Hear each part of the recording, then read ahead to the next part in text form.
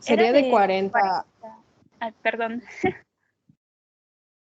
Continúa, compañera, continúa. Sí. Perdón. Creo que es de 40 a 60. Muy bien, ¿y el ventrículo?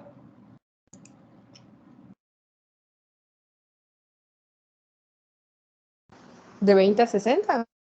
De 20 a 40. 20 a 40. Ujú.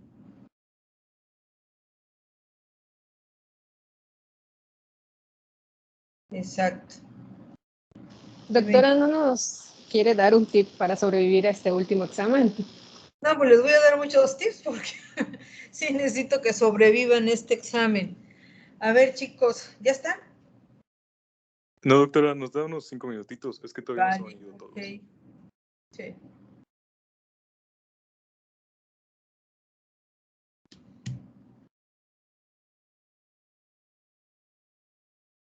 Se los estoy dando, chicos, les estoy dando algunos tips. Apréndanse las frecuencias cardíacas, ¿sí? De los nodos accesorios, de nodo sinusal y los que llegan a sustituirlo en caso de que no esté funcionando como se debe, ¿sí?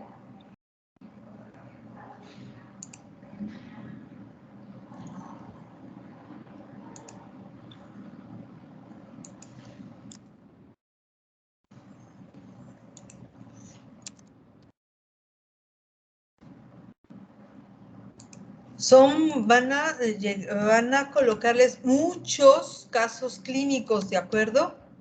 Entonces tienen que leer, o sea, tienen que leer muy tranquilamente la pregunta. Muchos a veces son más de lógica que de otra cosa, ¿sí? Entonces, traten en lo que se pueda de no ponerse nerviosos y leer bien tranquilamente las preguntas. Vienen muchos casos clínicos. Doctora, cuando dice que no nos pongamos nerviosos, me pongo más nervioso. No, no va a pasar nada. Pero lo que tienen que hacer es leer bien tranquilamente, ponerse a leer, ¿de acuerdo? Tienen que, necesito que den un repaso muy detallado al potencial de acción transmembrana para lo del electrocardiograma, ¿sí? Y lo que necesito es que ustedes vayan en ese esquema, pongan la fase 0, a qué corresponde en el electrocardiograma y qué es lo que sucede con los electrolitos en cada fase, ¿sí? Entonces, Osmar, a ver, dime, la fase 0, ¿qué entra en la fase 0? ¿Qué electrolito es el importante en la fase 0?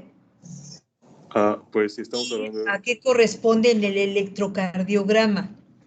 si estamos hablando del nodo sinusal, hablamos de que entra calcio. No, Si hablamos de cualquiera, dejen del nodo sinusal o no, de pues cualquiera. entra sodio y corresponde en el electro al QRS. Al complejo QRS, muy bien.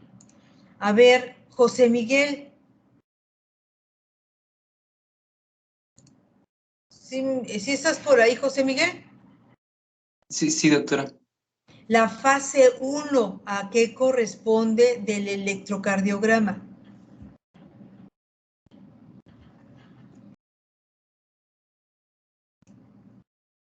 Era el punto J, ¿no? Al punto J, perfecto.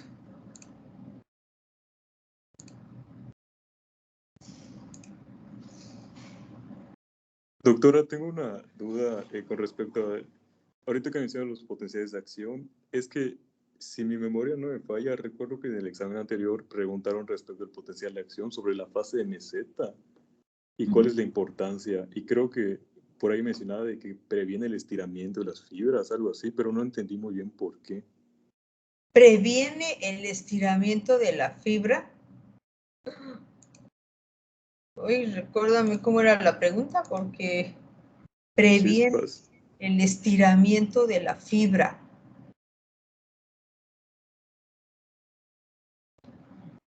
No recuerdo la pregunta, y yo tengo el examen, lo voy a revisar. Sí, sí, recuerdo que algo así mencionaba, es que no me acuerdo muy bien en estos momentos, pero sí se me hizo un poquito raro. Pues no tiene nada que ver con el estiramiento, o sea, no previene nada del estiramiento de la fibra. A ver, chicos, ¿ya está? Lo tengo aquí el examen, déjame buscarlo y ahorita te busco esa pregunta, ¿sí? Sí, A ver, doctora. ¿ya están todos?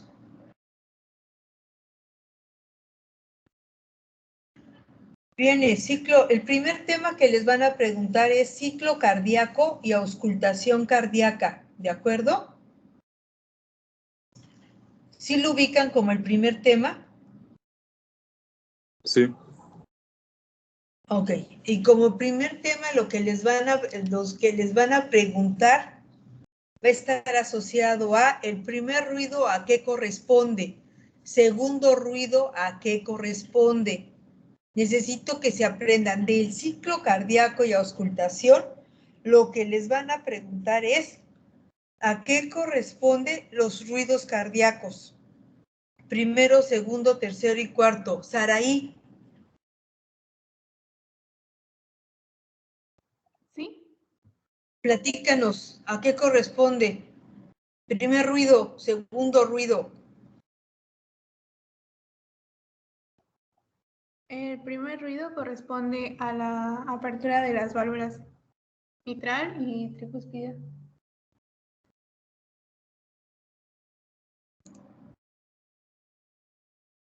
Del cierre de las válvulas. ¿El segundo ruido también? Ajá. Ya iba a decirle a Carmen, a ver cómo está bien, Saraí. Valoren la respuesta, no son las aperturas, ¿sí? Las aperturas no se oyen, se oyen los cierres. Segundo ruido.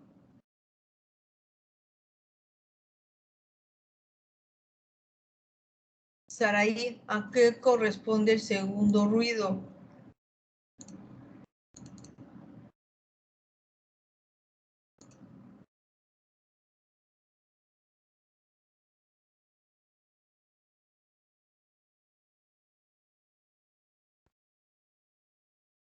¿Quién le contesta a su compañera? ¿Quién nos ayuda a esa pregunta? Sería el cierre de las válvulas semilunares. ¿Las válvulas qué? De las válvulas. Ay, se me fue el nombre. Eran. ¿Cómo pueden venir ese nombre de esas válvulas? ¿Quién le ayuda? Las válvulas semilunares. Semilunares o sigmoideas. Semilunares no se utiliza y no va a venir en el examen así. Va a ser el cierre de las válvulas sigmoideas. ¿A qué válvulas corresponden? La aórtica y la pulmonar. La pulmonar. A ver, tú mismo contéstame. El tercer ruido, ¿a qué se debe? ¿Qué características tiene el tercer ruido?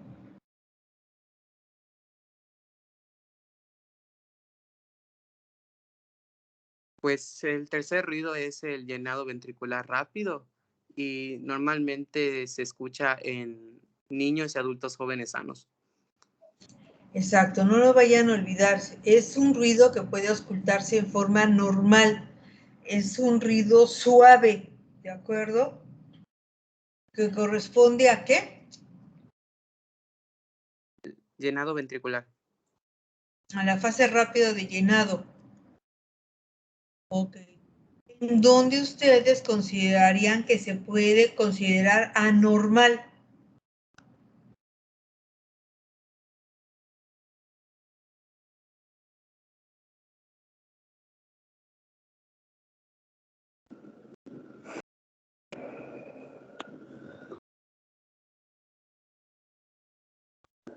Cuando no es en niños, o sea, cuando es en adultos ya mayores. En adultos. Se puede auscultar y es anormal en un adulto, una persona mayor. Y ¿qué otra cosa más se asocia al tercer ruido? Si lo asocia a la otra cosa,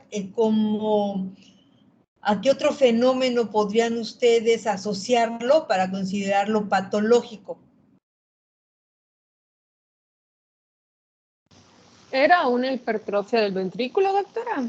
No. Auscultatoriamente, cuando ustedes escuchan un tercer ruido más, ¿qué otro fenómeno auscultatorio se agregaría para que ustedes lo puedan considerar anormal? Cuando viene asociado a la presencia de ¿qué otro ruido?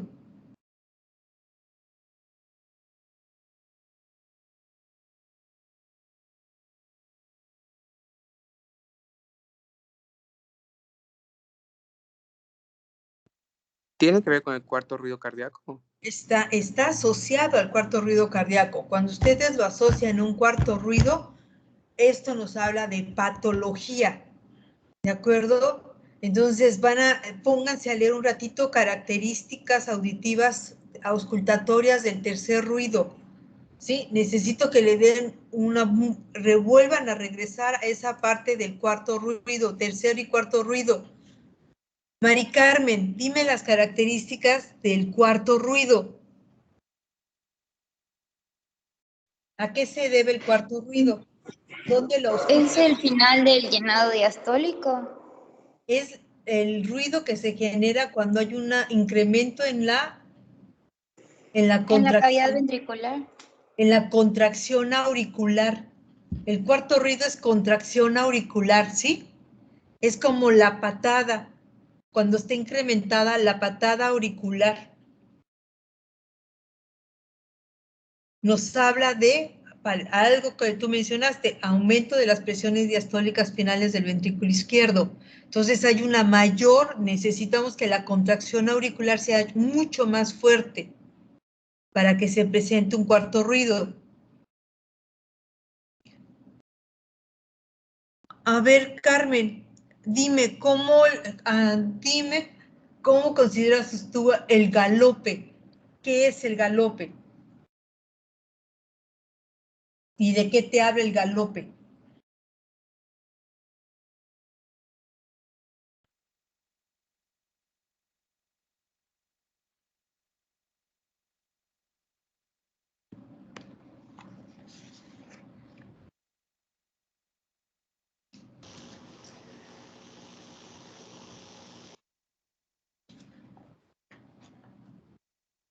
Escucho. ¿El galope no sería un tipo de soplo intenso, doctora? No. Sería, Sinceramente, no sé, doctora. según yo sería, Carmen, no tiene que ver necesito con que un... toda la tarde vas a dedicarle una media hora a los ruidos cardíacos, ¿de acuerdo, Carmen? Sí, doctora. Porque les van a preguntar eso. Daniel, ahora sí, platícanos. Pues según yo el galope era como la presencia de un tercer ruido, pero en la parte portodiastólica. Ajá, pero la característica es que tiene cadencia y está asociada a frecuencia cardíaca elevada. El galope puede ser nada más un tercer ruido que ya tiene una cadencia y que está asociado a frecuencia cardíaca por arriba de 100 latidos por minuto. Puede haber un galope con tercer ruido y puede haber un galope con cuarto ruido, pero la traducción clínica es que el paciente se encuentra con datos de ¿en qué patología lo vamos a auscultar, Daniel? ¿Una estenosis? En la insuficiencia cardíaca. En la insuficiencia cardíaca. Doctora, Entonces, es igual, ¿eh? igual mencionar lo del galope de suma cuando aumentan demasiado la frecuencia cardíaca. Claro, el galope de suma es un tercero y un cuarto ruido asociados, ¿sí? Ahora, se ya considera galope porque a esos ruidos, al tercero y al cuarto, los vamos a unir a frecuencias cardíacas altas, si no, no galopara. El galope tiene a fuerza que estar unido a frecuencias cardíacas por arriba de 100 latidos por minuto. Entonces, necesito que en esa fase del ciclo cardíaco ustedes me identifiquen primero, segundo, tercero y cuarto ruido y las causas. A eso se dedican hoy, a estudiar en qué consisten las características del primero, segundo, tercero y cuarto ruido, ¿sí? Cintia, un soplo en diástole, ¿a qué corresponde? ¿Qué deberías de pensar en un soplo diastólico en el foco mitral?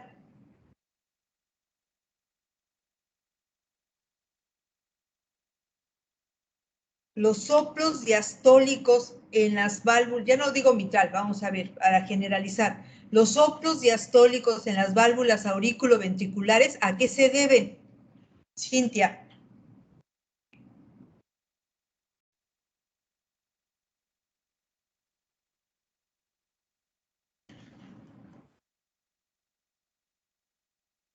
Cintia, ¿está ahí o nada más prendió su cámara? No, ¿sí me escuchan? Cintia, a ver, platícame. No sé si Platícanos se deba a a una todos. insuficiencia. ¿Perdón? ¿Se puede deber a una insuficiencia cardíaca? No. A ver, Cintia, mañana es el examen. Dime, en la diástole, en las válvulas aurículo-ventriculares, ¿qué fenómeno está sucediendo? En las válvulas aurículo-ventriculares, en la fase de diástole, ¿qué le pasa? ¿Qué pasa? Volumétricamente, fisiológicamente.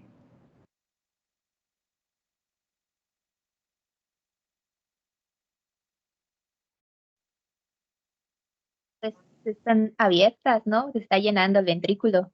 Entonces, si se está llenando el ventrículo y escuchas un soplo en diástole, ¿qué te dice?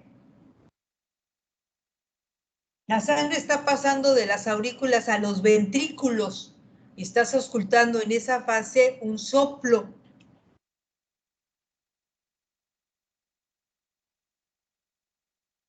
Porque les van a poner casos clínicos en donde les coloquen paciente femenino de 80 años que llega al servicio de urgencias por disnea de pequeños esfuerzos, apnea y disnea paroxística.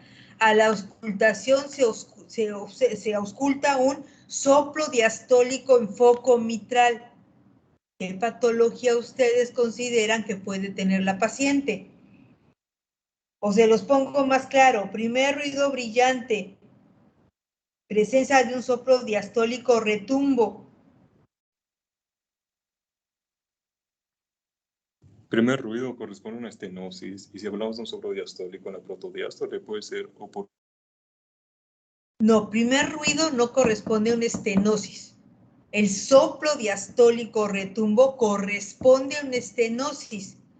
Con la estenosis se puede auscultar un primer ruido brillante porque el cierre de las válvulas auriculoventriculares se van a fusionar, se van a acercar el cierre de la mitral o la tricúspide, porque acuérdense que no suceden completamente en el mismo tiempo.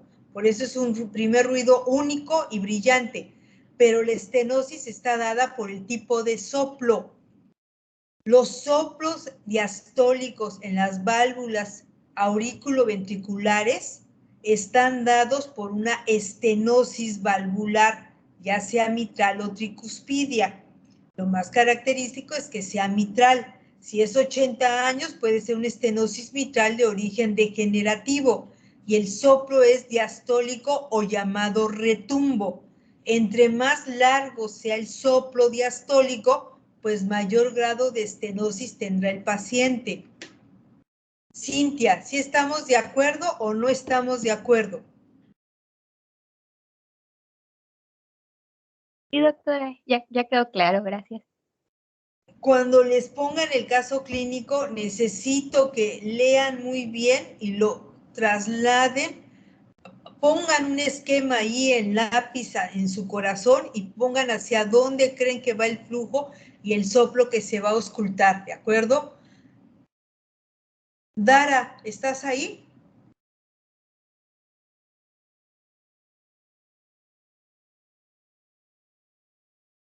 A ver. Sí, doctora. Jacqueline, ¿verdad?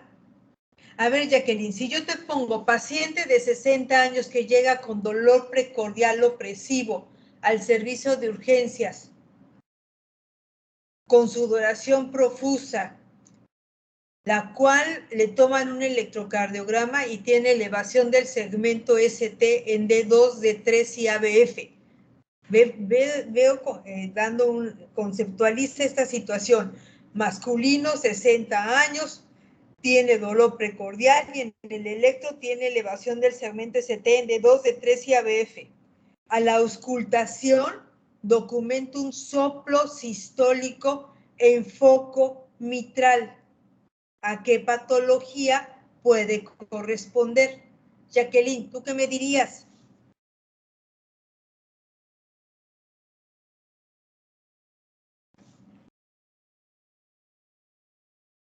Y estoy hablando del primer tema, auscultación cardíaca. A ver, ¿quién levantó su manita? El que levantó la manita, a ver, ayúdale a Jacqueline.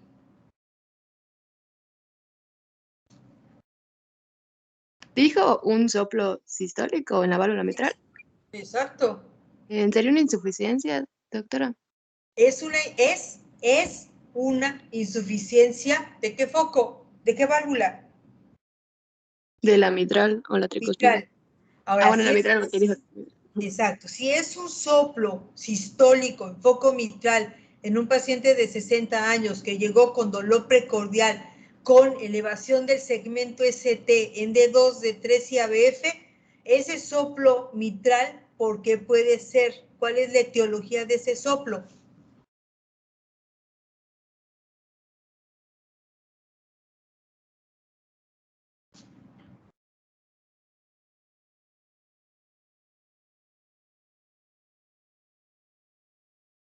Si tiene dolor precordial, ¿qué pensarías?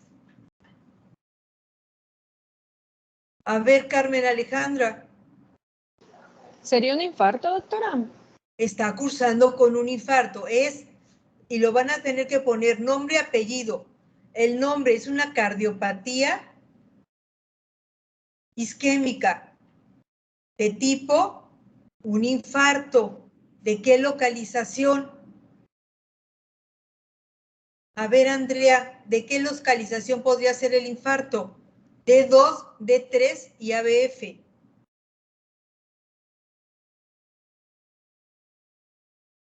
Osmar.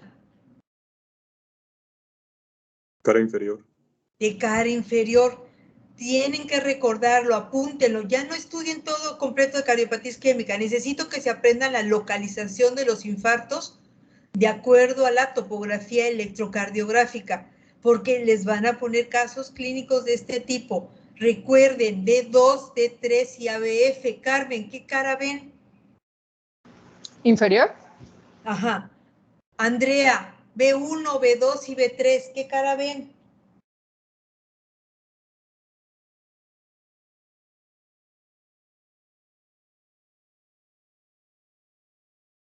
Andrea.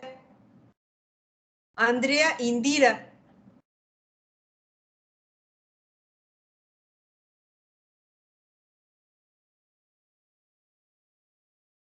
Andrea.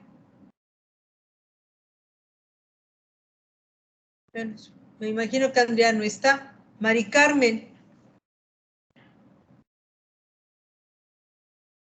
Mari Carmen Alonso.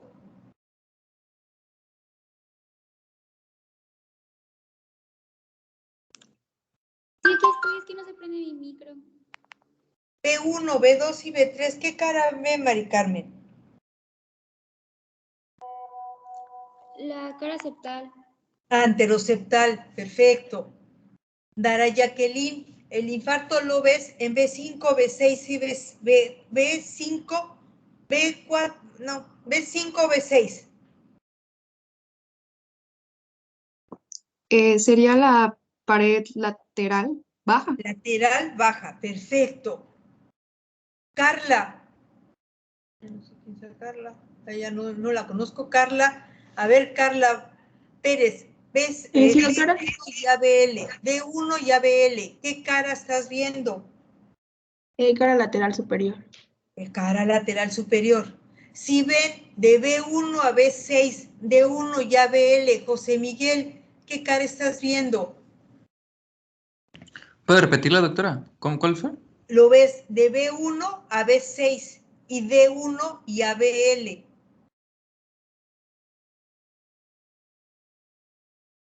De B1 hasta B6, D1 y ABL.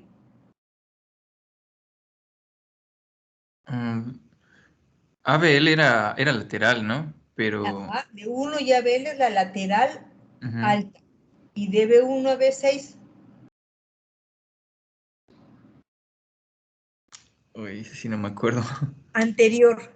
Anterior. Es infarto anterior extenso. Cuando abarque toda la pared anteroseptal y las dos laterales, se llama anterior extenso. Y cuando abarca nada más de B1 a B6, se llama anterior. ¿Sí? Gilberto, cuando tienes un infarto, ¿sí?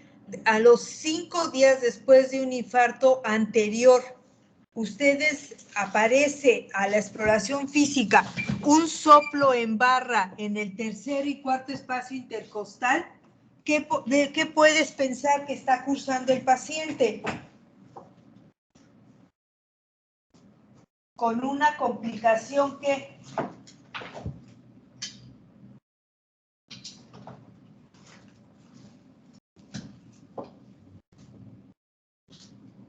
¿Lo puedes repetir, por favor, doctora? Tienes un infarto anterior y al 5.º día de haber ingresado, el paciente se deteriora hemodinámicamente y le auscultas un soplo de nuevo en la región, en el mesocardio, en barra sistólico. ¿En qué puedes pensar?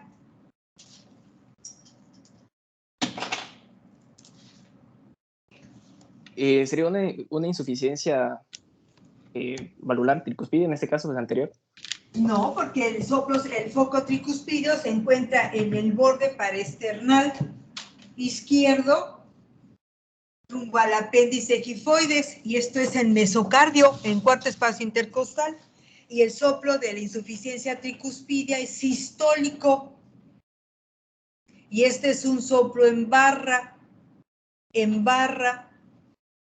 y cuando hablo en barra, hagan de cuenta que está atravesando la región esternal, va de derecha a izquierda. ¿Qué puede estar sucediendo después de un infarto? La insuficiencia tricuspidia difícilmente la vemos como una complicación mecánica de un infarto, pero si les ponen la insuficiencia mitral, sí es una complicación mecánica, ¿verdad? Del infarto inferior. ¿Por qué? Porque sabemos que en el infarto inferior la arteria afectada es la coronaria derecha, y la coronaria derecha irriga al músculo papilar posterior, ¿sí? Y este músculo papilar este músculo puede condicionar insuficiencia mitral si este se daña. Pero si este es un soplo en barra, en un infarto anterior, al 5.º día después de haber presentado el infarto, pues es una complicación mecánica y puede deberse, Osmar, ¿a qué complicación mecánica? Un soplo en barra. Sé que un soplo en barra corresponde a un mal cierre. Depende, si es en la sístole, No. porque... Es un soplo ¿Puede en ser una comunicación interventricular? Comunicación interventricular. Es una comunicación interventricular. Entonces, recuerden que dentro de las complicaciones mecánicas del infarto, encontramos la comunicación interventricular, que les va a dar un soplo en barra, en mesocardio. Cuarto o 5.º día después del infarto, podemos encontrar insuficiencias mitrales por disfunción del músculo papilar posterior o ruptura del músculo papilar asociado a infartos posterior-inferiores con afectación de la coronaria derecha. Pero podemos encontrar otras complicaciones mecánicas, como es la ruptura ventricular. ¿Dónde más se rompe el ventrículo, aparte del septum interventricular que da la comunicación interventricular? Pues se puede romper sobre la pared lateral. Entonces hay ruptura de la pared libre del ventrículo izquierdo en los infartos anteriores. Esa es otra de las complicaciones mecánicas que se pueden observar, pero estas difícilmente dan soplos. En realidad lo que da es un choque cardiogénico y una muerte súbita del paciente. Entonces, en el primer tema, que es ciclo cardíaco y auscultación cardíaca, les van a preguntar, les van a poner casos clínicos donde les van a mencionar soplos. Y entonces nos vamos a acordar que los soplos diastólicos en las válvulas auriculoventriculares nos hablan de estenosis de la válvula mitralo-tricuspidia. Los soplos sistólicos de las válvulas auriculoventriculares, o sea, en el foco mitral o en el foco tricuspidio, nos hablan de insuficiencias mitralo-tricuspidia. ¿De acuerdo? Gilberto, no sé si por ahí está Gilberto o todavía no está. Sí, aquí estoy, doctora. Gilberto, los soplos sistólicos en las válvulas sigmoideas, aórticas o pulmonares, ¿de qué patología nos habla? Dijo sistólico, ¿no? Sistólicos. Sería estenosis. De estenosis. Entonces, si les ponen un ejemplo de un paciente de 65 años que llega porque le falta el aire cuando camina y que en el consultorio le colocan el estetoscopio en foco aórtico o accesorio aórtico y encuentran o auscultan un soplo sistólico que se irradia al cuello, nuestra primera idea es que estamos ante ¿qué patología, Gilberto? ¿Una estenosis mitral? No, aórtica. Aórtica, Gilberto. Así les van a colocar el examen. ¿De acuerdo? Carlos Dimitri, ¿estás por ahí? Sí, doctora. Buenas tardes. Si tienes a un paciente de 11 años, el cual llega porque tiene cansancio y fatiga cuando sale a jugar en el recreo, en la escuela, lo sientas y lo auscultas y le encuentras un soplo sistólico en foco pulmonar, ¿cuál sería la patología que tú pensarías que tiene? Una estenosis pulmonar. Dime electrocardiográficamente cómo lo documentarías. Ahí sí ya me agarró en curva, no he estudiado esa parte, doctora. Ahora, pero vamos a sacarlo por lógica. Necesito que ahorita lo trabajemos por lógica. Si hay una obstrucción en la válvula pulmonar, ¿qué le pasa al ventrículo? La válvula pulmonar, ¿a qué ventrículo está conectado? Ventrículo derecho. Y cuando nosotros cerramos la válvula, ¿qué le pasa al ventrículo para poder vencer esa obstrucción valvular? Hipertrofia del ventrículo derecho. Hace hipertrofia del ventrículo derecho. Primero hace hipertrofia y después hace crecimiento del ventrículo derecho, ¿sí? Entonces, y después crecimiento de la aurícula derecha, en ese orden. Primero hacen hipertrofia, después hacen dilatación y después crecimiento de la aurícula derecha. Eléctricamente, en un electrocardiograma, ¿qué buscarías? ¿Datos de qué? De hipertrofia. Hipertrofia ventricular derecha, datos de crecimiento ventricular derecho o datos de crecimiento de la aurícula derecha. Y si recuerdas en las pláticas, Dimitri,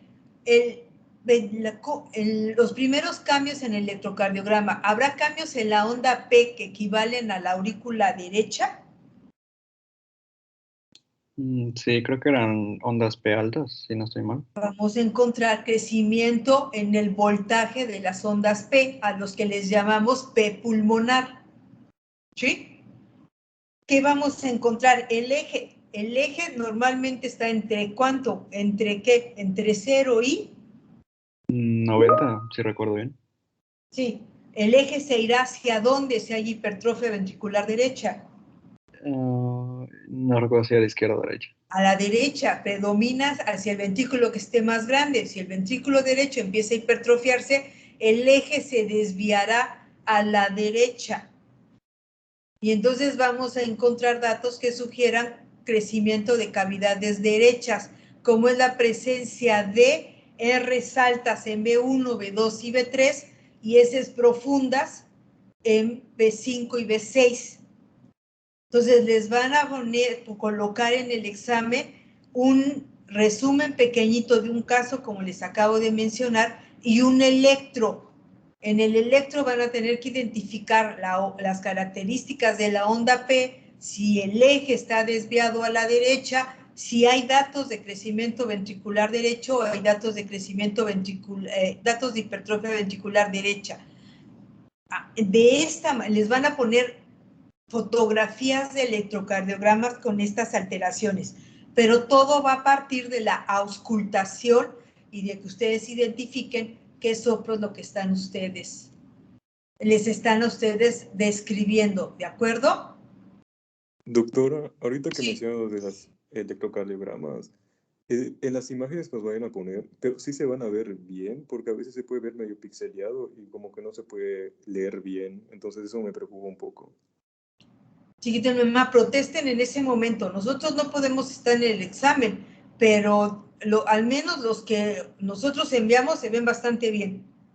Pero ustedes, si ven un electro que no, yo en el examen pasado que les van a modificar las calificaciones al final, se modificaron algunas calificaciones en base a preguntas que no estaban dadas y algunas respuestas un poquito diferentes que los profesores teníamos. Pero en esta ocasión lo mismo. Oigan, ¿sabe que el electro no se ve bien? Pero no lo creo, ¿eh? Yo creo que los que van a colocarle se ven bastante bien o son bastante obvios. ¿De acuerdo? Pero cualquier cosa lo protestan en ese momento, ¿sí? Gracias, doctora. A ver, Cintia Alejandra, dime, ¿cómo identificas el ritmo cuando les dicen ritmo de base sinusal? ¿Qué características debe de tener, Cintia?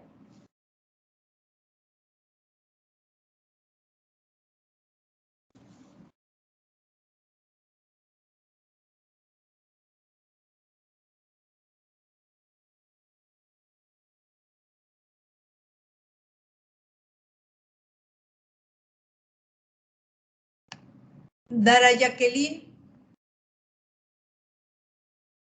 ¿Cómo es ritmo sinusal? Pues, recuerdo que tenían que haber, para empezar, una presencia de onda P antes de cada complejo QRS. La distancia entre el intervalo RR debe ser regular. Puede o no ser, y eso no quita que sea ritmo sinusal. Ok. También recuerdo que el complejo QRS no debía ser mayor a, me parece que 0.12 segundos. No estoy muy segura. No, el ritmo sinusal está basado en las características de la onda P. Porque el ritmo sinusal lo que nos dice es que la actividad eléctrica inicia en el nodo sinusal.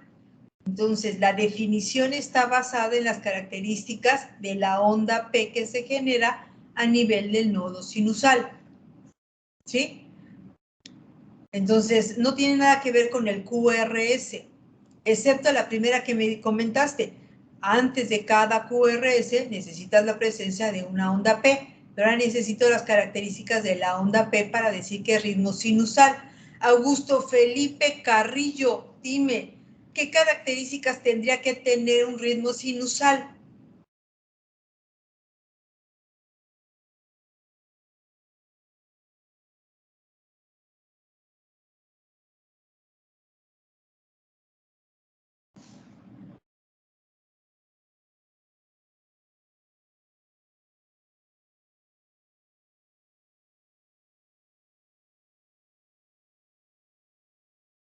Y me quedé esperando. Eduardo Daniel, dime, ¿tú recuerdas qué características tiene que tener un ritmo sinusal?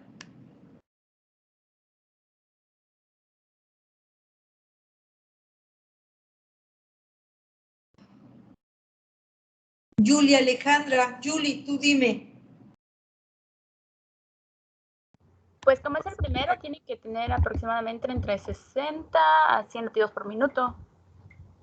No, puede tener taquicardia sinusal arriba de 110 y sea ritmo sinusal. No está relacionado a la frecuencia. Bueno. Las características del ritmo sinusal es que tiene que preceder cada QRS una onda P, que la onda P tiene que ser positiva en D1 y tiene que ser negativa en ABR. Esas son las tres características para mencionar que tiene un ritmo sinusal, porque puede tener una onda P la cual es negativa y me dice que el ritmo nace de un nodo, de la porción baja de la aurícula izquierda. Entonces la onda P tiene que ser positiva en D1 y negativa en ABR y preceder a todo complejo QRS para decir que el ritmo es sinusal. Ok, a ver, Osmar, platícame de los factores de riesgo cardiovascular. Dime cuáles son los factores de riesgo modificables y cuáles son los factores de riesgo no modificables. No sé si esté mal. Recuerdo que los no modificables es la edad, el sexo y la genética. Y los modificables es todo aquellas hipercolesterolemia, hiperlipidemia, hipertensión, diabetes, sedentarismo. Son los factores que se adquieren, ¿verdad? Sí. Ok, ¿cuál de estos factores de riesgo tú consideras que son los más importantes para el desarrollo de cardiopatía arteriosclerosa? Definitivamente hipertensión y diabetes. Hipertensión, diabetes y dislipidemia. Bueno, síndrome metabólico, ¿no? Vendría cabiendo. El síndrome, son los que conforman parte del síndrome metabólico, pero el síndrome metabólico, entonces, ¿qué otro factor nos faltaría? Es dislipidemia, es hipertensión, es diabetes y es obesidad. ¿Sí? Ok, de factores de riesgo, en realidad lo único que les van a hacer dos preguntas relacionadas principalmente a cuáles son los tipos de factores de riesgo, modificables y no modificables, y cuáles son los más importantes en nuestra población. ¿De acuerdo? A ver, José Miguel, platícame, ¿cómo defines a la placa vulnerable? ¿Qué características tiene que tener una placa vulnerable? Bueno, recuerdo que es una parte del ateroma, ¿no? Que es la que se puede desprender. Es una placa de ateroma, pero ¿qué características tiene para que sea vulnerable? Histopatológicamente, ¿qué características tiene que tener la placa vulnerable? ¿Debe estar rica en qué?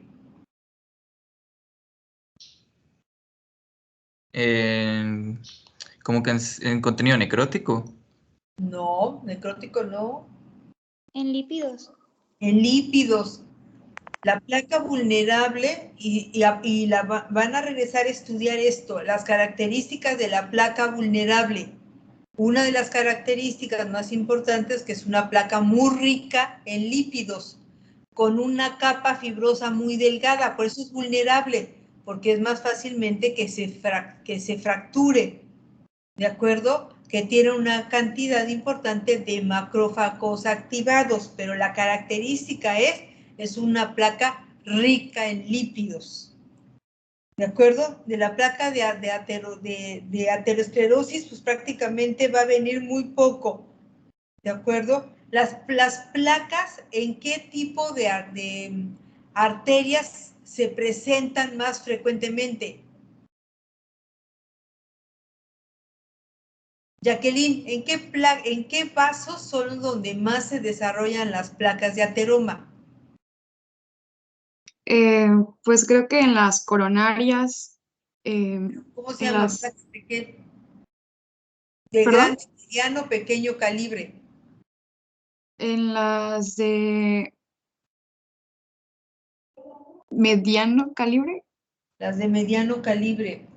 En las que están bifurcadas o no bifurcadas. Creo que serían las bifurcadas. Pero dilo con seguridad, en las bifurcadas, en las arterias de mediano calibre.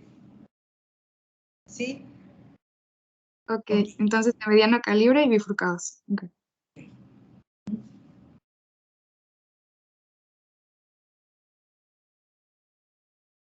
¿Cómo dividen a la insuficiencia cardíaca? De cardiopatía isquémica, muchachos, les van a dar todos lo que le pregunten de cardiopatía isquémica son casos clínicos. Todos son casos clínicos. Y en todos les van a colocar electrocardiogramas, ¿de acuerdo? En todos les van a colocar electrocardiogramas. En todos. Doctora, de tal manera, que en todos van a tener que ustedes que decir en dónde va a partir el examen topográficamente de dónde está el infarto, ¿de acuerdo? Por eso necesito que se aprendan la clasificación topográfica de los infartos.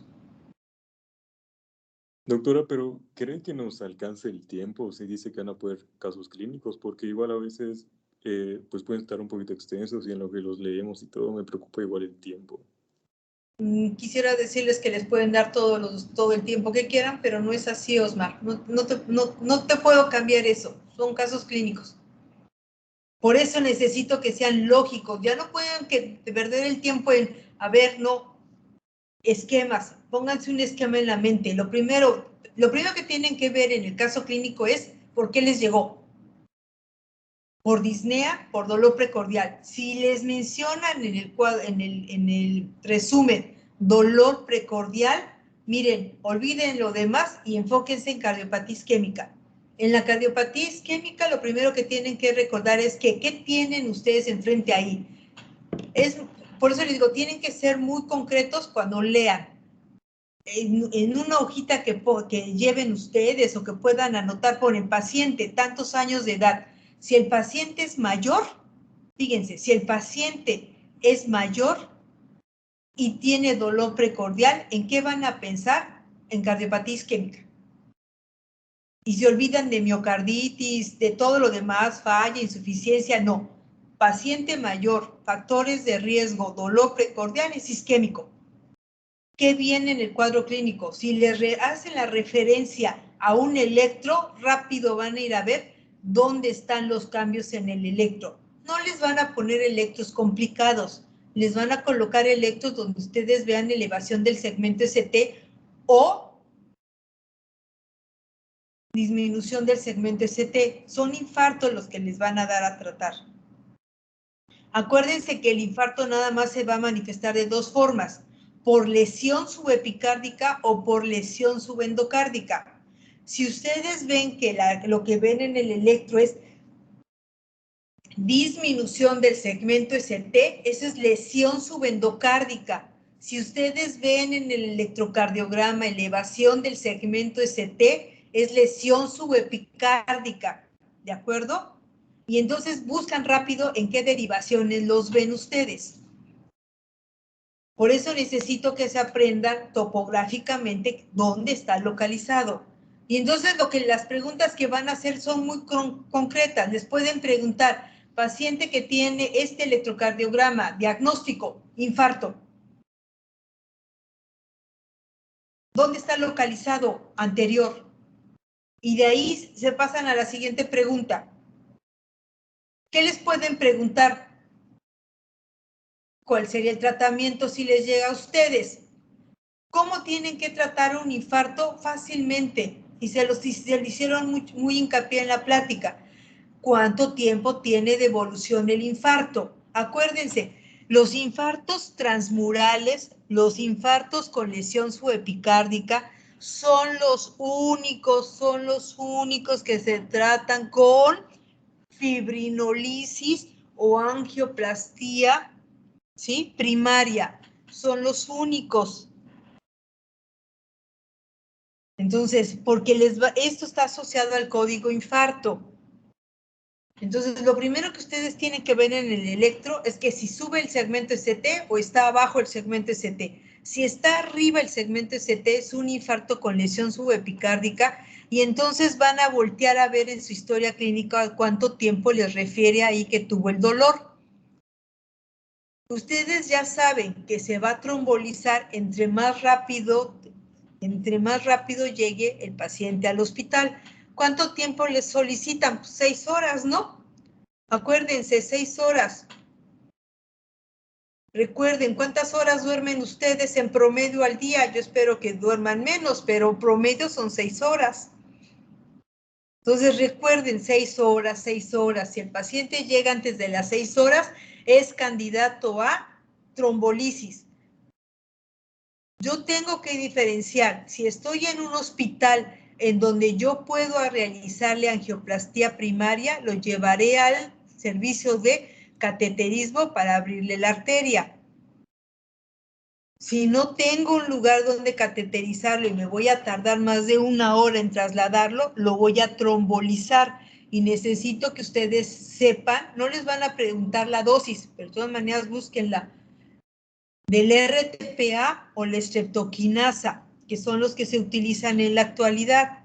Es la trombolisis, lo primero que le van a indicar a un paciente que llegue con un infarto transmural o subepicárdico, siempre y cuando no pueda yo trasladarlo a un lugar donde se realice angioplastía coronaria. ¿De acuerdo? Que les tienen que dar medicamentos, pues sí, ya sabemos, hay que colocarle oxígeno, hay que quitarle el dolor, ¿sí? Pero tienen que intentar recordar que lo más importante en el infarto con lesión subepicárdica es la reperfusión miocárdica lo más rápido posible. Entre más tarden de 6 horas, pues existe necrosis de la célula y quizá ya el beneficio de recuperar el tejido, pues cada vez va a ser menor. Entonces, si les preguntan, amerita, ¿qué solicitarían ustedes un paciente que llega con dolor precordial al servicio de urgencias? Pues lo primero que tienen que solicitar es un electro. No vayan a, les van a poner ahí en las respuestas, sacarle enzimas cardíacas, ¿sí? Llamar a sus familiares, hacer un interrogatorio. No, lo primero que tienen que hacer con un paciente que llega a un servicio de urgencias por dolor precordial es tomarle un electrocardiograma. Dentro del código infarto, si ustedes se dan cuenta, no viene incluido las enzimas cardíacas, no es prioridad las enzimas cardíacas. El paciente ingresa para trombolisis o para angioplastía con un cuadro clínico sugestivo de cardiopatía isquémica en un paciente con factores de riesgo cardiovascular, fíjense, factores de riesgo cardiovascular, con dolor precordial y con un electro con lesión subepicárdica, porque ahí también les van a poner en las respuestas, ¿sí? Paciente que tiene lesión subendocárdica, los pacientes con lesión subendocárdica o infarto no Q o no transmural, no se trombolizan, ¿de acuerdo? No se les vaya a olvidar, los infartos con lesión subendocárdica no se trombolizan. A ver, Gilberto, ¿qué medicamentos están comprobados que disminuyen la mortalidad de los pacientes con cardiopatía isquémica del tipo infarto? Son 3, son los YECA, los beta block y me falta uno. ¿ARA2? Entran como los inhibidores. No aparece como otro grupo. Ya sea uno u otro. De esos, los que están más corroborados que disminuyen como la agregación plaquetaria, es los beta bloqueadores. Si les dan la opción a los 3, ponen los 3.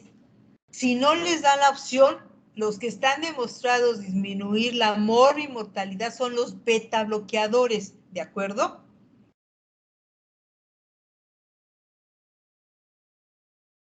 ¿En qué tipo de infartos está prohibido el uso de vasodilatadores y diuréticos?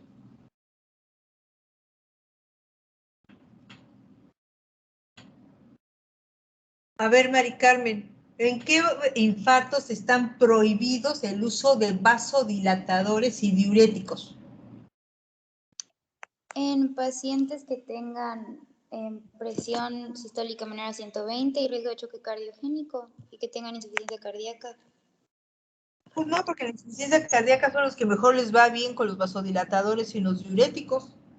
Los que están en choque cardiogénico, pues bueno, ok, no, pero ¿en dónde está prohibido?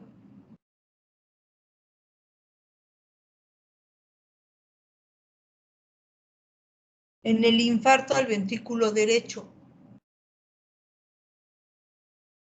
¿Por qué? Porque el ventrículo derecho, ¿cómo trabaja? ¿Con presión o con volumen? Con volumen. Volumen. Quiten el volumen y los hacen caer en falla. Entonces, los infartos del ventrículo derecho no pueden ser manejados con vasodilatadores o diuréticos porque les vas a quitar el volumen y los vas a hacer caer en falla cardíaca. Ahora, ¿cómo tengo que vigilar que el paciente que no esté cursando con un infarto al ventrículo derecho? Porque lo voy a sospechar. Todos los infartos posteroinferiores en el 33 al 40% de los casos pueden tener extensión eléctrica. Fíjense lo que les comento, extensión eléctrica al ventrículo derecho, porque el ventrículo derecho está irrigado por la coronaria derecha. Pero del 33 al 40% que tengan extensión eléctrica, solamente el 23% desarrollan ventrículo derecho hemodinámico, que son los que se van a tener más complicaciones y van a incrementar su mortalidad. Hay muchos con extensión al ventrículo derecho eléctrico, pero pocos van a desarrollar, ¿sí?, componente hemodinámico. Pero ¿cómo puedo hacer para que caigan en ese grupo del 23%? Uno, porque la extensión del infarto sea muy grande, y dos, porque yo lo ayude con medicamentos. Entonces, cuando llega un paciente con un infarto posterior, mi obligación es tomar derivaciones derechas para ver que no esté extendido el infarto al ventrículo derecho.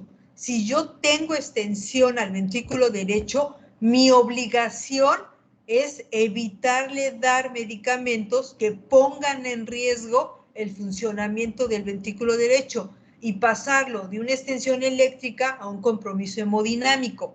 Entonces, todo paciente con un infarto posterior, mi obligación es dos cosas: tomar el círculo completo, que es de B6, B7 y B8, que son las dorsales, y tomar las derivaciones de medrano para el ventrículo derecho, B1, B2 y B3 medrano, que se colocan en línea media clavicular en la región subcostal, derecha, izquierda y subgifoidea.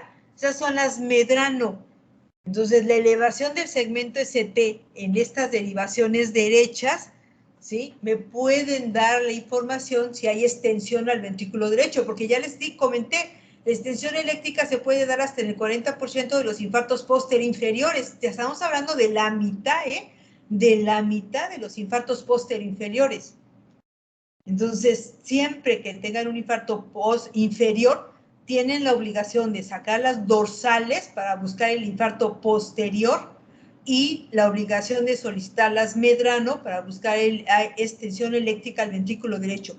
Si está extendido eléctricamente, mi obligación será de mantener un volumen adecuado, no usar diuréticos y no usar vasodilatadores, que intentaría dar desde el inicio a los pacientes con infarto anterior, porque esos son los que más se benefician de ese tipo de medicamentos, o dosis bajita de diuréticos o restricción de líquidos, pero en el derecho no. En el derecho tendremos que actuar en forma muy diferente. Entonces, si les llegan a preguntar relacionado al ventrículo derecho, tienen esa situación, pero las preguntas de cardiopatía isquémica van directamente enfocadas a cuadros clínicos y a que ustedes puedan identificar sitio y localización del infarto y tratamiento del infarto.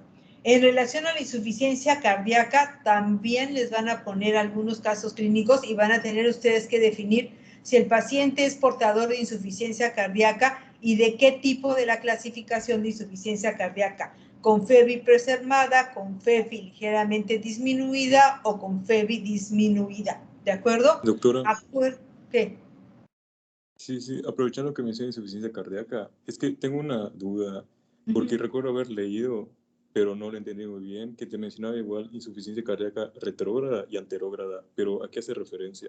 Hace muchos años se utilizaba ese término, ya no se utiliza actualmente. La insuficiencia cardíaca anterógrada es aquella, principalmente está asociada a alteraciones a nivel del músculo cardíaco del ventrículo izquierdo, de tal manera que es insuficiencia anterógrada por el infarto, por miocardiopatías, ¿sí?, por obstrucción al final de cuentas, no importa si es una obstrucción de la válvula aórtica, si es porque el músculo cardíaco no se contrae bien por miocardiopatías, por la presencia de un infarto con la extensión importante o lesión del músculo cardíaco. Al final de cuentas, la anterógrada es la incapacidad que tenga el ventrículo izquierdo de mantener un gasto cardíaco adecuado. Se dice anterógrada porque los datos de bajo gasto, o sea, hacia adelante, está disminuido. Y si hacia adelante está disminuido, pues hay hipoperfusión renal, hay activación del sistema renina-angiotensina-aldosterona. Todo lo que me disminuya gasto cardíaco hacia adelante es la insuficiencia cardíaca anterógrada. Y la llamada insuficiencia cardíaca retrógrada son los datos de congestión hacia atrás. Si yo pongo una estenosis mitral, pues entonces no es que esté fallando el músculo, sino que la sangre se está acumulando hacia la parte retrógrada del sistema. Recuérdense que el sistema circulatorio es un circuito cerrado. Entonces, el retrógrado de la válvula mitral, ¿qué es? Pues congestión a nivel de vasos pulmonares, cavidades derechas, venas periféricas, cava, edema y todo. Si mi lesión es a nivel pulmonar, es retrógrada porque me genera falla cardíaca derecha, dilatación de cavidades, dilatación de vena cava superior, dilatación de vena cava inferior, hepatomegalia, edema de miembros inferiores. ¿De acuerdo? Al final de cuentas, lo que se dieron cuenta es que todo al final de cuentas genera problemas. Primero puede ser anterógrado, o sea, no mantengo gasto cardíaco hacia adelante, pero también puede ser retrógrada, porque entonces voy a empezar a fastidiar todas las estructuras hacia atrás. Ya no se usa, ¿eh? Es como doctora. tratar de separar los dos sistemas que al final de cuentas funcionan como una unidad. Una vez yo les comenté, una falla sistólica va a terminar siendo una falla diastólica, sí, nada más que en diferentes tiempos de evolución, pero vienen combinadas al final de cuentas ambas. Y una última pregunta. Ahorita, cuando hay esta insuficiencia, por ejemplo, si es una miocardiopatía hipertrófica, entiendo que el volumen, la presión diastólica está aumentada, pero una miocardiopatía dilatada también se encuentra aumentada o está disminuida. Claro, porque por eso es que en la miocardiopatía hipertrófica, inicialmente, fíjense, inicialmente se pensaba que en la miocardiopatía hipertrófica la función sistólica de vaciamiento de los ventrículos era hasta hipercontráctil o elevada. Entonces nosotros llegábamos en el eco a reportar fracciones de expulsión del 80-85%, como si el ventrículo izquierdo se contrayera de tal manera que se perdiera toda la cavidad, ¿sí? Entonces decías, no hay problema de vaciamiento, hasta hipercontráctil. El problema es de llenado, porque cuando se abre la aurícula izquierda y se abre la válvula mitral, la presión diastólica final del VI se encuentra muy elevada, ¿de acuerdo? Entonces se mencionaba que la FEBI era súper normal. En la actualidad se sabe que eso es falso. Aquí el problema del ventrículo izquierdo es que el ventrículo izquierdo tiene tres formas de contraerse. Se contrae en forma como si fuera un acordeón, de abajo hacia arriba. O sea, tiene un movimiento como de aplastamiento del músculo, pero tiene tiene un acortamiento helicoidal, como si fuera una serpentina. Entonces tiene un movimiento, tiene tres tipos de movimiento: de abajo hacia arriba, helicoidal, como si torcieras al ventrículo, como si agarraran una jerga y generando un giro antihorario y horario le exprimiéramos. Y luego aparte tiene otro movimiento como si, imagínense que el ventrículo, véanlo como si cortáramos al ventrículo de frente, y entonces vemos que hay un acercamiento entre la pared anterior y posterior, como si fuera una naranja y le exprimiéramos. El movimiento es hacia adentro, hacia un centro. Entonces tiene tres formas de movimiento el ventrículo izquierdo. Entonces lo que se vio en las miocardiopatías es que existían afectaciones. La fracción de expulsión en el ventrículo izquierdo se conserva por la hipercontractilidad de las fibras circulares, pero hay una disfunción de las fibras helicoidales del ventrículo izquierdo. Entonces sí existe disfunción sistólica, pero es un tipo de disfunción sistólica latente o temprana con una gran falla de la función diastólica. Y en la miocardiopatía dilatada, aquí lo que sucede es que no existe hipertrofia, sino que es un ventrículo que no se dilata, que está sumamente dilatado y no se contrae. Pero al final de cuentas, al no contraerse, no saca todo el volumen que debe de sacar por latido y se queda volumen residual. Los ventrículos nunca se contraen al 100% porque quedarían vacíos. Y al quedar vacíos, pues quedaría como, ¿cómo les explico? El ápex tiene una función como de aspiradora, como que aspira el volumen y deja un poco de volumen residual en el ápex. En la miocardiopatía dilatada se queda ese pequeño volumen residual más lo que se va quedando del gasto cardíaco que no se puede eliminar. Entonces, cada latido genera mayor volumen diastólico final y eso tarde o temprano genera que la presión diastólica final del ventrículo izquierdo se vaya deteriorando. Pero aquí sucede al contrario. Aquí el daño primero es de disfunción sistólica y termina con disfunción diastólica. En la miocardiopatía hipertrófica inicia con disfunción diastólica y terminará al paso del tiempo con disfunción sistólica. Por eso, si ustedes ven en la última clasificación de insuficiencia cardíaca, ya ni siquiera las dividen. Las ponen con FEBI preservada, que es la disfunción diastólica, con FEBI ligeramente deprimida, que es la intermedia, en la parte de la evolución de las enfermedades, y la disfunción con FEBI baja o disminuida, que es ya en la fase avanzada de la enfermedad.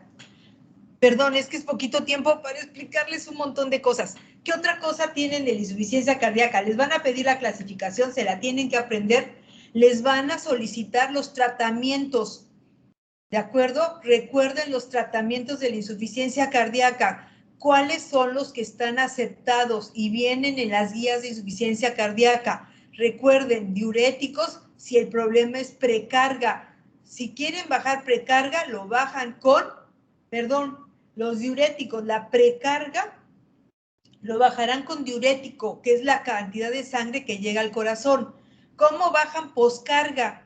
Lo van a bajar con vasodilatadores. ¿Y cómo mejoran el inotropismo? Con inotrópicos. Y de ahí la combinación del resto de los medicamentos, ¿de acuerdo? Los inhibidores de la aldosterona, ¿para qué sirven? Acuérdense que lo que nos ayudan es al remodelamiento ventricular. ¿Y qué es el remodelado? Pues evitar que se dilate. La falta de remodelación es evitar que se dilate el ventrículo izquierdo. Entonces recuerden, los 4 grupos importantes en el tratamiento de la falla cardíaca son los diuréticos, ¿de acuerdo? Los inhibidores de la aldosterona, porque aparte de que son diuréticos, nos retienen potasio, que es muy importante en la insuficiencia cardíaca, y evitan la remodelación. Los vasodilatadores, acuérdense que en las guías les dicen que los inhibidores de la ECA, si no toleran los inhibidores de la ECA, utilizar los AT1, ¿de acuerdo?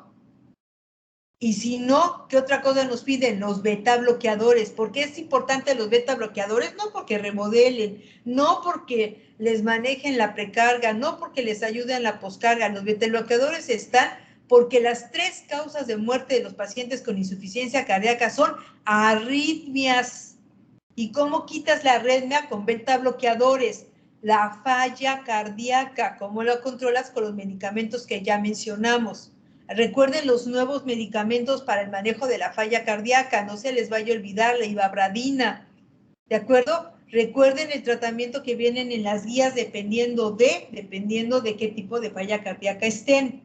La falla con FEBI ligeramente disminuida y la FEBI disminuida se tratan igual, y la falla cardíaca con FEBI preservada, que es la insuficiencia cardíaca diastólica, se maneja de manera diferente.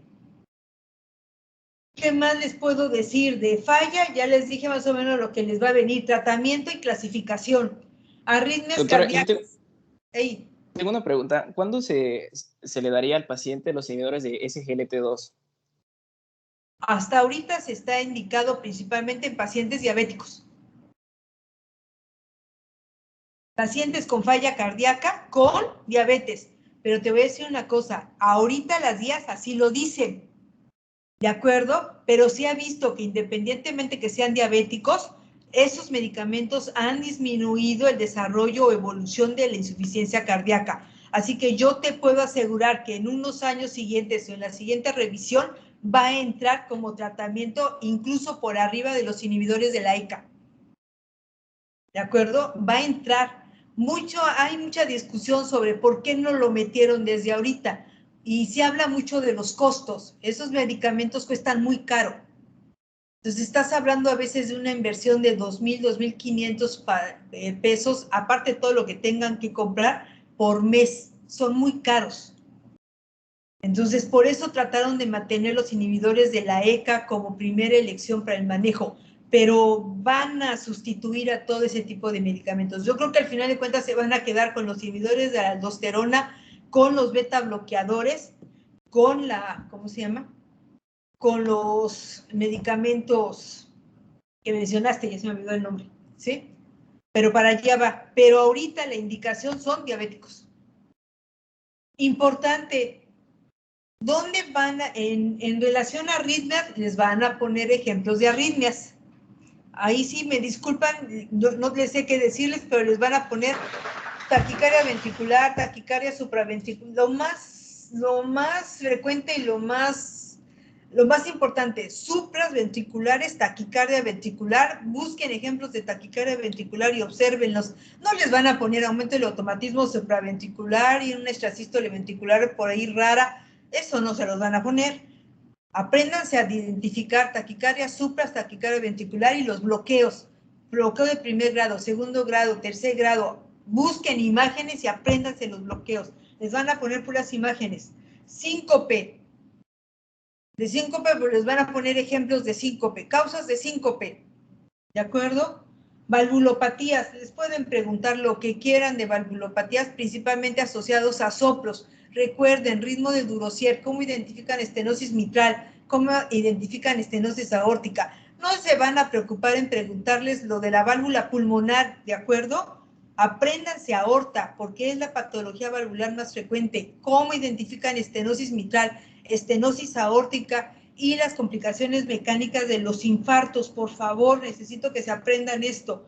Hipertensión arterial pulmonar, necesito la clasificación, necesito que se aprendan la clasificación de hipertensión pulmonar. Clasificación, si yo les digo, es un paciente con estenosis mitral, ¿a qué clasificación corresponde? ¿Al tercer grupo? ¿Al cuarto grupo? ¿Dónde está la hipertensión arterial pulmonar idiopática? ¿Al primer grupo? ¿Al segundo grupo? ¿Dónde se localiza la hipertensión pulmonar por colagenopatías? ¿De acuerdo? Necesitamos aprendernos la clasificación de hipertensión pulmonar. Pericarditis, principalmente un electrocardiograma de pericarditis. ¿Cómo lo identifican? ¿Sí? Cardiopatías con endocarditis, acuérdense, endocarditis, les van a poner casos de endocarditis. ¿Cómo lo van a identificar? Recuerden, soplos nuevos, embolismos periféricos, soplos y soplos nuevos. Fiebre, la endocarditis gira alrededor de la fiebre, tienen que aprenderse el cuadro clínico de endocarditis. Miocarditis, diagnóstico diferencial de miocarditis. Cardiopatía isquémica, infarto. ¿Cómo diferenciar un infarto de una miocarditis? Acuérdense, edad y cambios electrocardiográficos generalizados. Cardiopatías congénitas, les van a preguntar lo que quieran, principalmente basados en ¿qué? Soplos. Soplos, tienen que aprenderse los soplos que identifican cada cardiopatía congénita. Soplos de cada cardiopatía congénita. Soplos, ¿de acuerdo? Chicos, son muchas cosas. ¿Tienen alguna duda? Espero haberles ayudado. Muchas gracias, doctora. Solamente tengo una duda con respecto al examen. En plataforma dice que no vamos a tener navegación libre. ¿Eso es cierto? Si les da tiempo. ¿Sí? No, o sea, doctora, se refiere a que pueda yo avanzar y luego regresar a una pregunta que me haya Sí, faltado. perdón, sí. Tengo entendido que sí, ¿eh? Gracias, doctora. Bueno, chicos. Doctora, una última pregunta antes de que acabemos. Es sobre las arritmias. Es que sí me causó algo de inquietud en relación con lo de la hipercalemia y la hipercalcemia. ¿Qué tipo de arritmias podrían causar? ¿Qué tipo de arritmias se les puede causar? La hipercalemia. Pues taquicardia ventricular y asistolia. Dependiendo del grado de hipercalemia que tenga. Entonces, las hipercalemias te darían Pero taquicardia. la característica, más bien búscame las características ecocardiográficas para pensar que están ante una hipercalemia. O sea, antes de que les condicione la arritmia, ¿cómo identifican ustedes que tiene hipercalemia? O sea, ¿cómo identificarían? ¿Dónde ustedes sospecharían de hipercalemia en un electrocardiograma? ¿Dónde lo van a encontrar las alteraciones? ¿En qué onda del electrocardiograma ustedes identifican la hipercalemia? ¿En dónde lo buscarías? En los cambios en la onda. Sí. En los cambios en la onda T, ¿no? ¿Y qué cambios tiene la onda T por hipercalemia? Las ondas T, ¿cómo se vuelven? ¿Qué les pasa a la hipercalemia? ¿Qué le pasa a la onda T cuando hay hipercalemia? ¿Se vuelven qué? En voltaje aumentan de voltaje, más de 2/3 del valor del QRS. Pero la característica más importante que en la hipercalemia, las ondas T se vuelven ¿cómo? Se vuelven picudas. Entonces, la característica de la hipercalemia es que las ondas T van a incrementar de voltaje, se vuelven simétricas y son picudas. Y esto nos hace sospechar de la presencia de hipercalemia. Ahora, la hipercalemia va a favorecer la aparición de arritmias cardíacas, dentro de las que nosotros podemos encontrar las taquicardias ventriculares y que pueden llegar en un momento a desarrollar fibrilación ventricular y asistolia. Pero más bien ahí tendrían ustedes que, la pregunta que les van a venir está más asociada, ¿dónde sospecho yo que estoy ante la presencia de una hipercalemia? O sea, la hipercalemia se observa a través de los cambios en la onda T. La otra pregunta que me decía es la hipercalcemia, ¿no? ¿Entendí eso? ¿O te entendí mal? Y aquí el asunto de la hipercalcemia es que la hipercalcemia nos va a condicionar al mismo tipo de arritmias que van a terminar también en fibrilación ventricular, pero en el caso de la hipercalcemia, principalmente lo que vamos a encontrar son trastornos a través de ¿qué? No tanto de la onda T, sí se aumentarán un poco de voltaje, serán un poquito más picudas, pero ahí el problema va a ser el ¿qué? El intervalo ¿qué? QT. Exacto, vamos a encontrar alteraciones en el intervalo QT. ¿De acuerdo? Entonces, más bien, lo voy a sospechar a través de los cambios en el intervalo, ¿sí? Y en la hipercalemia, a través de los cambios que yo observe en la onda T. Pero al final de cuentas, lo que yo voy a documentar ya instalada la arritmia, pues ya será la presencia de extrasistolia ventricular, taquicardia ventricular, fibrilación ventricular y asistolia, ¿no? Pero más bien son los cambios sobre antes de llegar a esto, sobre los cambios en el electrocardiograma, ¿sí? Sí, doctora.